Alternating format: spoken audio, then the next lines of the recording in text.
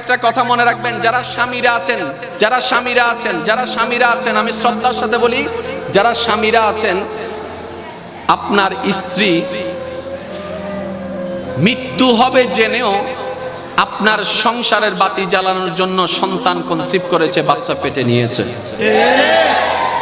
এই রকম পরিস্থিতিতে একজন স্ত্রীর সবচাইতে বড় শক্তির নাম হচ্ছে তার স্বামী। ব্যস্ততা ছিল, আছে, থাকবে, ব্যবসা চাকরি ছিল, আছে, থাকবে, কিন্তু এই মোমেন্টটা আপনি আর কখনো পাবেন না হয়তোবা। সেজন্য যতটুকু পারবেন স্ত্রীর সেবা করার চেষ্টা করবেন। আপনি বলবেন আমি তো স্বামী, আমি তো বড়, আমি কেন সেবা করব? আরে আপনার নবীর হুকুমে আপনি সেটা করা শুরু করবেন। সুবহানাল্লাহ। আপনার স্ত্রীকে একটু মেন্টালি সাপোর্ট দেওয়ার চেষ্টা করবেন, মাঝে মধ্যে মাথায় একটু হাত বুলাই দিবেন।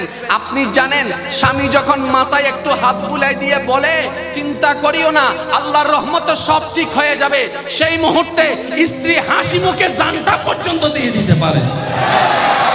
এরকমও ভালো স্ত্রী আছে না নাই? আল্লাহ প্রত্যেকটি স্বামী স্ত্রীকে বন্ধুর মতো জীবন যাপন করার তৌফিক দান করুন।